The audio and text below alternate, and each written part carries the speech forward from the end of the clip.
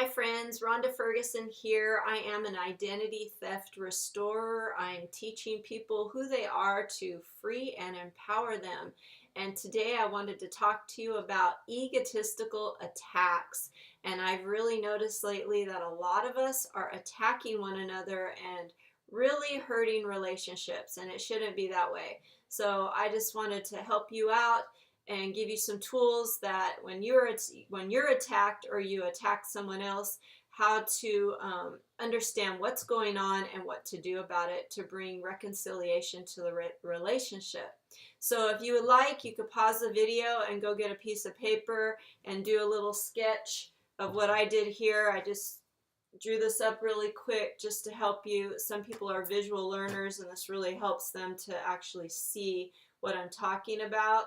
So at the top of your paper, you're going to write perception, emotions, beliefs, and thoughts. And then you're going to draw this big old eyeball with the word desire in it. And then there's 3 rectangles: love, truth, apologize, and reconcile, live and learn, and move forward. And I'm going to be reading off my notes today because I did not come up with this myself. This is from God, and I just took notes, drew up a little diagram for you, and of a vision I saw in my head to explain this better, and I'm just going to go through it with you.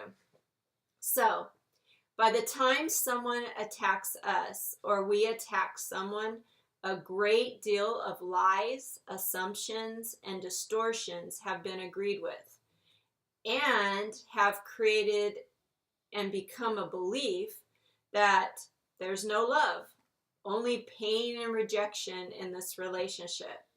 So by the time you get that phone call when someone's just blowing up at you or shows up at your house or whatever, and they just like go off on you, a lot has been happening in their heart and mind by the time they get to you. You're like the end result. So I know we're like blindsided, like what the heck just happened? But a lot has happened inside them.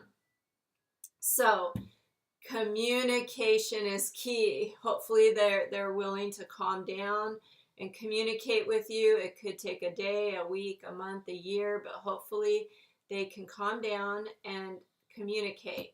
So it's super important that you don't get pulled into their grievances.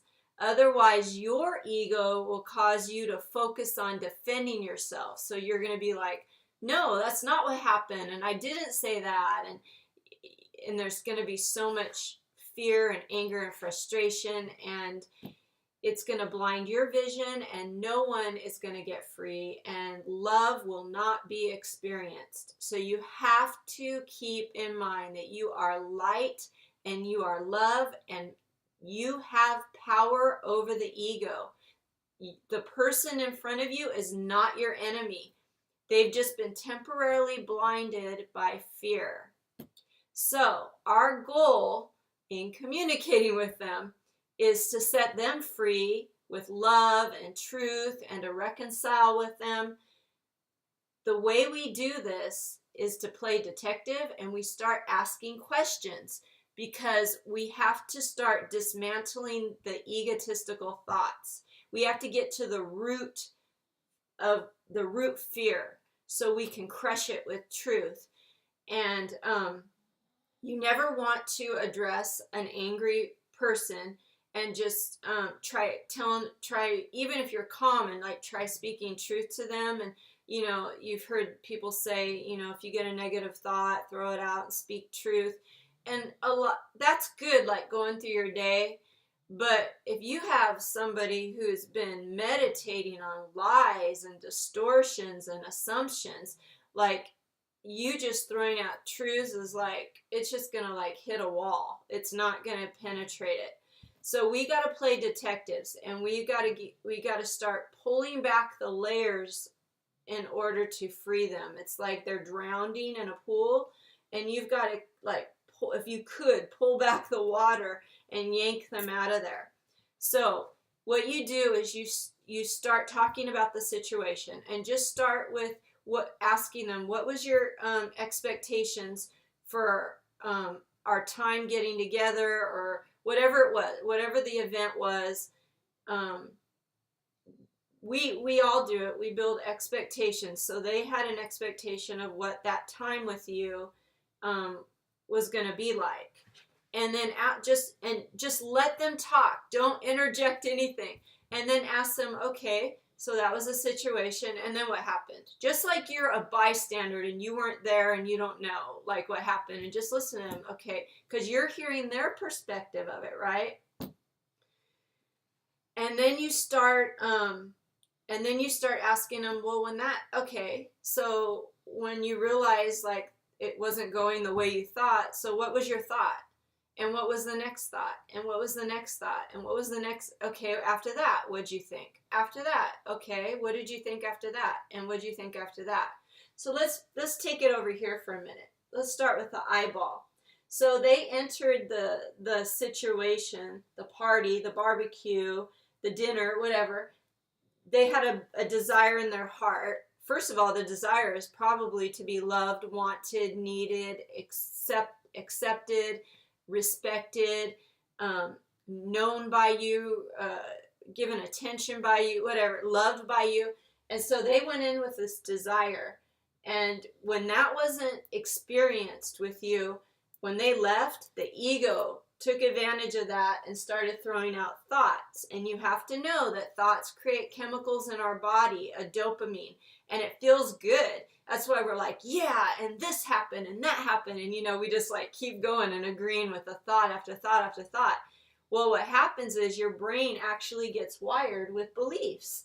And now you, even though it might be totally distorted of what you're believing, or what the thoughts are about that event, now you totally believe that this thing happened this way, or they do. And then now they're creating these emotions, like really getting upset.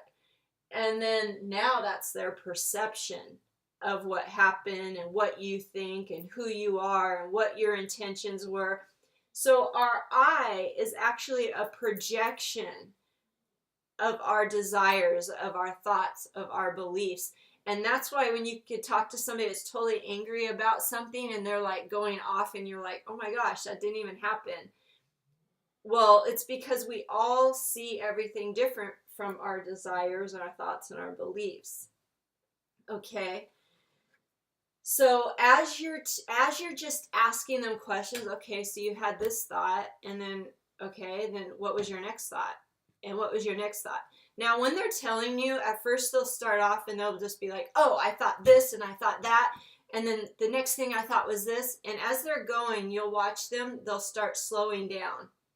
And because they're now getting to the root issue of fear. So all these questions are leading you, like they're just hints of what their fear is. Okay. And so you'll finally realize it. You'll be like, oh, so you're fearful that I don't love you, or you're fearful that I don't want to be your friend anymore, or you're fearful that I'm rejecting you in some way, or you're fearful that I'm lying about you, or you'll hear it by all their thoughts what the root fear was. Then you get to do this, what I call the sandwich effect. Then when you get to the root issue and they're like, yeah, that's my greatest fear, and now you get to bring it to a close and go, you know what? I love you so much. That was not my intention. Like, I think you're like the most amazing person and this and that. And like, you're just building them up. Like, I love you so much. I would never intend to make you feel that way. And then, so you're kind of going into truth. Like, the middle part's kind of the hard part, because you got to hit them with truth. Like, I think we both came into this with expectations. This was yours. This was mine. It didn't happen that way. And I'm sorry. Like, I see where you're coming from now, how you could believe these things. Like, I totally get it. I'm totally sorry. And that's when you're like truth with apologizing. And then you reconcile. And you're just like, you know what? We need to live and learn from this situation and how the ego is trying to divide us.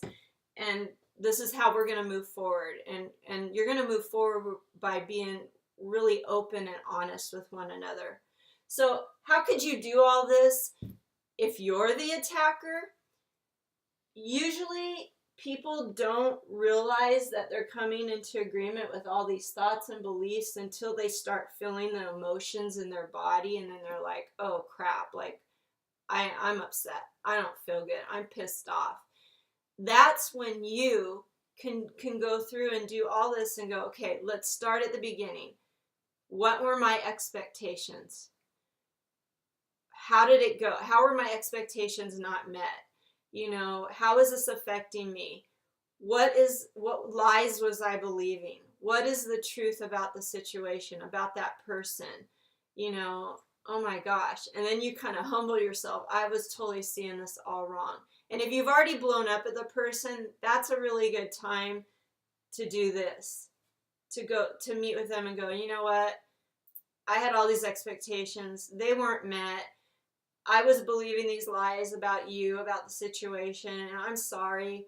And do you think we could like do this instead, like be more open in our communication? So that's how it would look like if you're the attacker.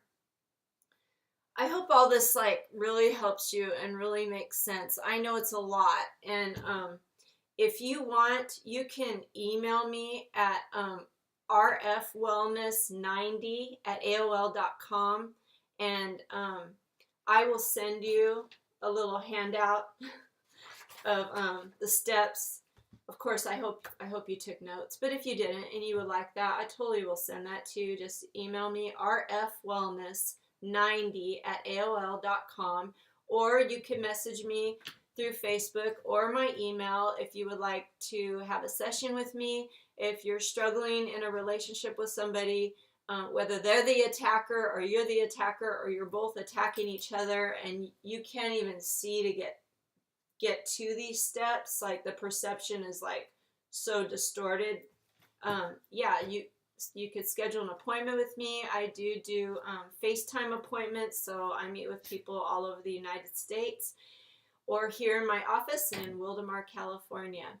So I just really hope the egotistical attacks lesson was really helpful to you, to see that nobody's your enemy. Your enemy is your own ego, is their ego. And guess what? We have power over that. That's the whole reason Jesus rose again, was to give us that power over egos. He let a lot of egos kill his body, and he came back and said, heck no, techno, like you have, I'm living in you, and you have the power now to overcome the ego and to bring unity and restoration to relationships. So our lives don't have to be so miserable, stressed out, divided.